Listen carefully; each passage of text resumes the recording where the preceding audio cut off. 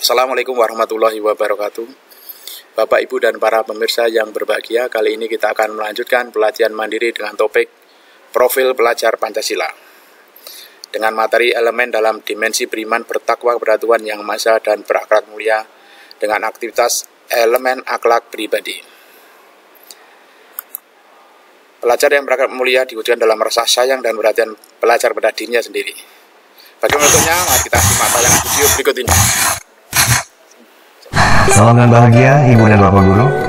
Pada video kali ini kita akan melanjutkan membahas mengenai elemen kedua dalam dimensi beriman, bertakwa pada Tuhan Yang Maha Esa dan berakhlak mulia, yaitu elemen akhlak pribadi. Elemen ini sebenarnya merupakan perwujudan rasa sayang dan perhatian seorang pelajar pada dirinya sendiri. Lalu, bagaimana contoh pembelajarannya di setiap jenjang?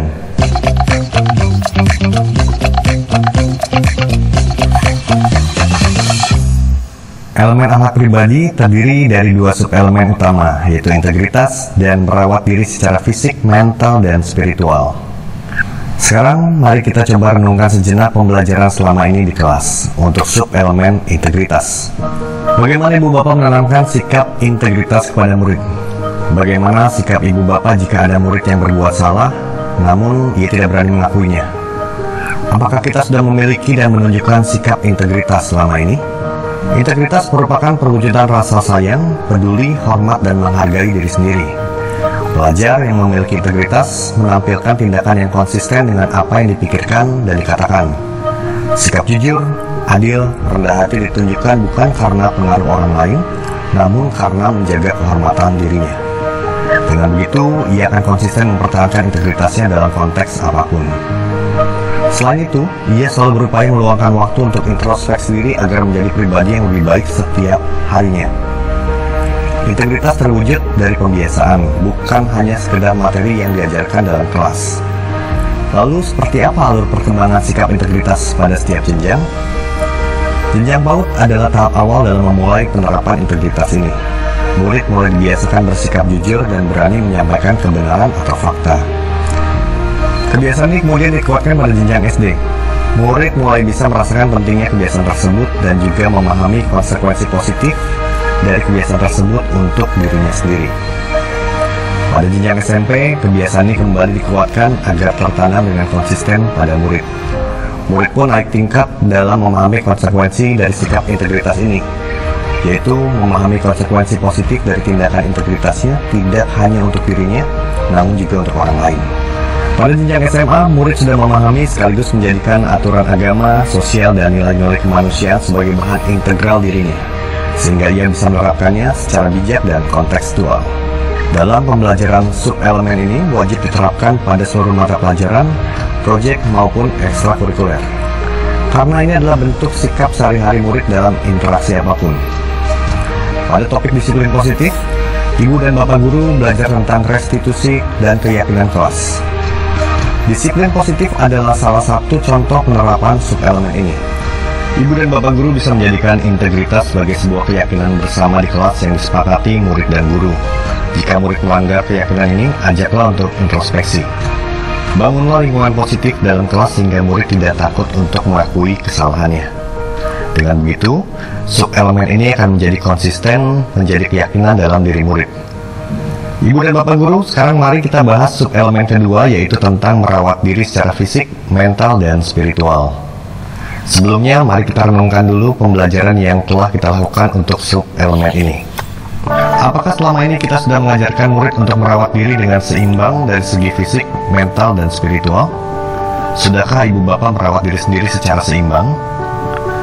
Merawat diri adalah perwujudan rasa sayang dan perhatian seorang pelajar pada dirinya sendiri. Seperti apa alur perkembangan sikap integritas pada setiap jenjang? Sama seperti sebelumnya, jenjang PAUD adalah fase dimulainya kebiasaan sebagai fondasi. Murid PAUD dibiasakan untuk membersihkan, merawat tubuh, serta menjaga kesehatan dan keselamatan diri dalam semua aktivitas kesehariannya.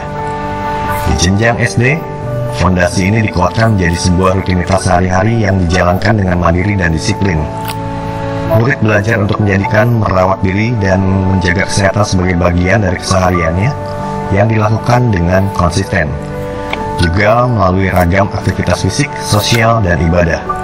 Sehingga di akhir jenjang SD, murid diharapkan dapat memperhatikan kesehatannya secara seimbang dengan melakukan ketiga aktivitas tersebut.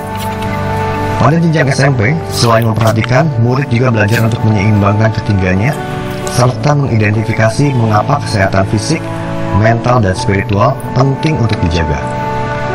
Dan di jenjang SMA atau SMK, murid diharapkan sudah melakukan aktivitas fisik, sosial, dan ibadah secara seimbang dengan inisiatif mandiri. Dalam pembelajaran penerapan sub-elemen ini dapat diterapkan melalui pembiasaan rutinitas sederhana di kelas. Misal mencuci tangan, masuk kelas dalam keadaan diri rapi dan bersih, dan sebagainya. Juga melalui program sekolah seperti program kantin sehat, membawa bekal sehat, program UKS, dan lain-lain. Mata pelajaran agama atau kepercayaan, PJOK, IPA, IPS pun berperan dalam menemukan sub-elemen ini. Murid rutin melakukan kajian atau diskusi keagamaan atau kepercayaan di kelas agama dengan bimbingan yang baik dari guru sebagai upaya menjaga kesehatan spiritual. Dalam PJOK, murid belajar tentang pentingnya merawat fisik secara rutin dan hubungannya dengan kesehatan mental. Pada kelas IPA, murid mempelajari pola makan seimbang dan dampaknya pada sistem tubuh, serta menggali kearifan lokal terkait dalam kelas IPS atau muatan lokal. Bahkan, penerapannya pun bisa dilakukan secara kolaborasi. Selain di kelas, proyek penguatan profil pelajar Pancasila juga berperan dalam membiasakan murid di aktivitas sosial. Jadi, ada banyak strategi pembelajaran yang bisa dilakukan satuan pendidik dan guru untuk menemukan sub-elemen ini. Ibu dan Bapak Guru, pelajar yang berakhlak positif pada dirinya sendiri akan menjadi orang yang selalu dapat dipercaya dalam perkataan, tindakan, dan pekerjaan, serta berkomitmen untuk setia pada ajaran agama dan kepercayaannya, serta nilai-nilai kemanusiaan. Tumbuhnya elemen ini sangat berkaitan dengan dimensi mandiri pada murid. Karena pelajar yang mandiri akan berkomitmen untuk terus mengembangkan kualitas dirinya secara seimbang, melakukan yang terbaik berdasarkan kemampuannya, dan mampu memilih hal-hal yang baik bagi dirinya. Sekarang, mari kita bayangkan Indonesia kelak ketika para pelajar yang memiliki karakter dasar seperti ini.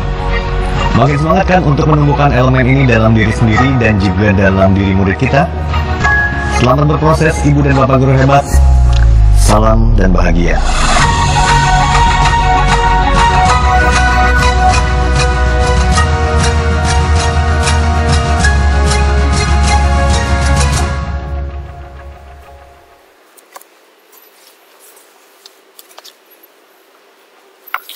Semoga bermanfaat. Sekian, assalamualaikum warahmatullahi wabarakatuh.